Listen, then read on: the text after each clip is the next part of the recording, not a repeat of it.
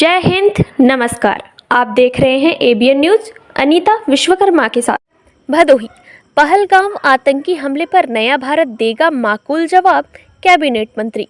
जी हां, 5 दिवसीय सहारनपुर से प्रारंभ होकर सोनभद्र तक की जाने वाली संविधान अधिकार यात्रा के दौरान कैबिनेट मंत्री संजय निषाद ने जनपद भदोही में प्रेस वार्ता में पत्रकारों द्वारा पूछे गए जम्मू कश्मीर के पहलगाम में हुए आतंकी हमले के सवाल उन्होंने कहा है कि बहुत ही दुखद घटना है। उन्होंने कहा कि यह नया भारत है और अब आतंकियों को उनकी हरकतों का माकूल जवाब मिलेगा।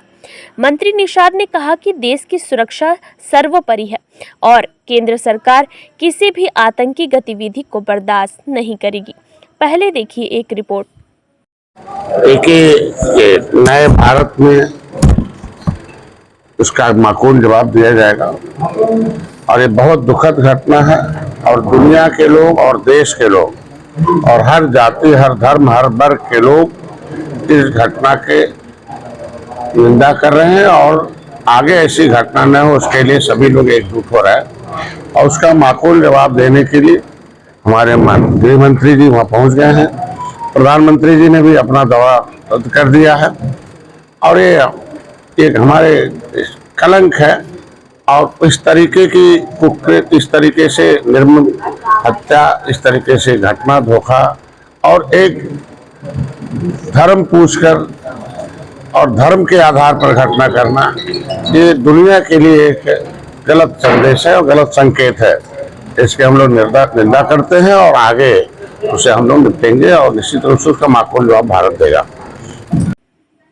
गौरतलब है कि कैबिनेट मंत्री संजय निषाद ने भदोही में संविधान अधिकार यात्रा के दौरान उन्होंने अपने यात्रा के बारे में बताया कि इसका यात्रा का लक्ष्य संविधान में मिले अधिकारों के बारे में लोगों का जागरूक करना है। पत्रकारों से बात करते हुए कहा कि भदोही हमारा राजनीतिक केंद्र बिंदु है। उन्होंने कहा कि निषाद पार्टी का सबसे पहला विधायक भदोही के ज्ञानपुर विधानसभा सीट से ही था और अब भी है। पहलगाम में हुए आतंकी हमलों पर दुख संवेदना व्यक्त करते हुए कहा, भारत अब पहले जैसा नहीं रहा। अब आतंकवाद के खिलाफ सरकार और सुरक्षा एजेंसियां पूरी मजबूती से काम कर रही हैं। पहलगाम में हुआ हमला कायराना हरकत है जिसका जवाब जल्द और प्रभावशाली तरीके से दिया जाएगा।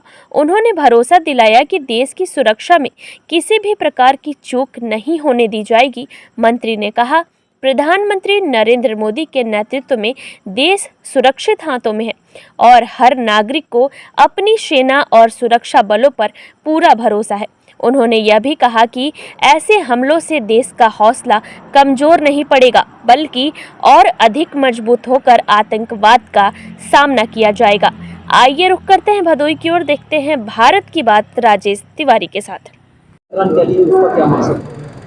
तो ये संवैधानिक अधिकार यात्रा है और संवैधानिक अधिकार यात्रा में हमारा संविधान में जो हक मिला हुआ है उसको लोगों को बताने और जगाने के लिए यात्रा आज 133 दिन हो गया। ये सहारनपुर से लेकर सोनभद्र तक के लिए निकली थी। लगभग सब कल मिर्जापुर है, परसों सोनभद्र जाएंगे। सभी जिले पूरा करते हुए आज भदोही आए हैं।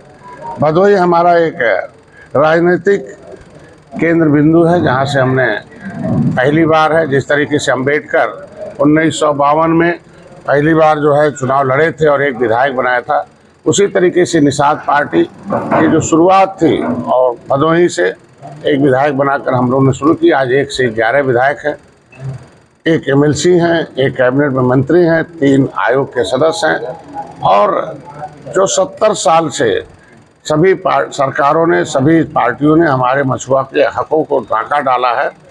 जो संविधान में मिला हुआ हक है, जो सेकेंड इंडिया एक्ट में 1931 से अनुसूचित जाति की सूची में सूचीबद्ध मझवार, गौड़, तोरिया, खरवार, बिरार, खरोट, कोली 7 नामों से थे। 1961 में गिनती भी हुई थी। जो बिंद भाई हैं उनका केवट के नाम से कागज में दर्ज है, जो वह 1359 फसली है, उसमें कौम के कालम में केवट है और उसमें उस समय केवट को मझवार के रूप में अनुसूचित जाति की सूची से सूचीबद्ध होने का पूरा लाभ मिलता था। संविधान में व्यवस्था दी गई है संविधान में व्यवस्था दी गई है कि अगर केवट मल्लाह के बच्चों को, मजवार, बिंद, कश्यप, कहार के बच्चों को, जो है चमार भाई के बच्चे, धोबी भाई के बच्चे को कोई अपमानित करेगा तो सीधे जाएगा जेल। उसका नाम है अनुसूचित जाति अत्याचार निवारण अधिनियम 1950। हमारे ऊपर अत्याचार न हो, जो हो रहा हो उसे निवारण के लिए अधिनियम बनाई गई है कि लेदरमैन, वाशरमैन, फिशरमैन के लिए। लेकिन उस नियम से आज लेदरमैन, वाशरमैन जो है वो सुरक्षित है।